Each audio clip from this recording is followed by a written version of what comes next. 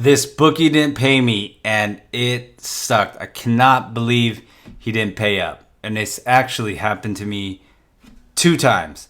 And I'm going to tell you about these bookie mistakes that you do not want to make.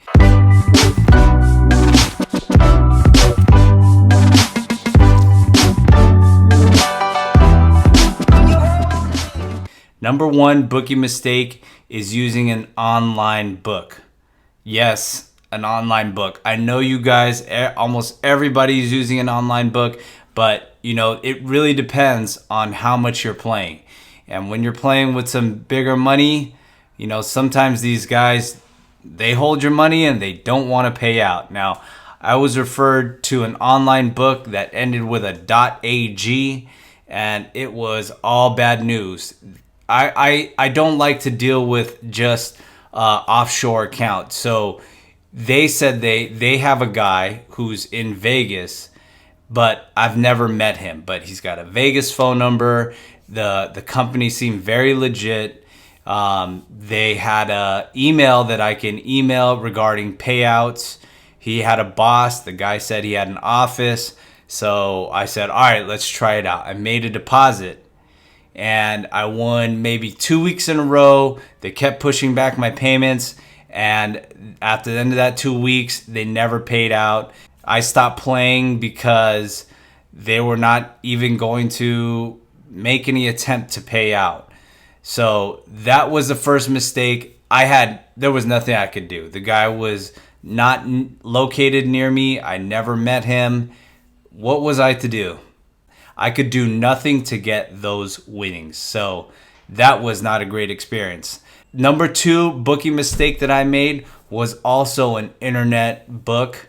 But because of the first mistake that I made, that I could not see the agent, I wanted to have a face-to-face with an agent. So I met up a guy, and he was local, and I gave him a deposit, and I won the first week. And he ghosted me. Couldn't believe it. Now, what went wrong here is that I did not get the guy's full name. I did not know where he lives. I did not know where he works. And he was gone. All I knew was the kind of car he drove. And I didn't even record his license plate. But that money was gone. Bookie mistake number 2. So it doesn't matter if the guy is not local. Doesn't matter if the guy is local. You got to get some key information on your agents that you're dealing with, or these books that you're dealing with. Because what can you do if they aren't going to pay you? That's some messed up shit right there. So last bookie mistake that I made is probably something that you guys are doing all the time, and I never realized it as a problem until I was actually winning. That bookie mistake is playing with your friend. Yeah, if he's your good friend, he's actually really trying to take your money.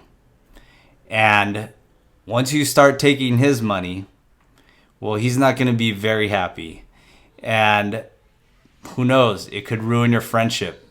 And it almost did to mine. You can be sure your friend's going to pay you, but, is that worth your friendship, if you were really to take some real money off of him? And no doubt he takes real money off of you, but you guys are still friends then, right?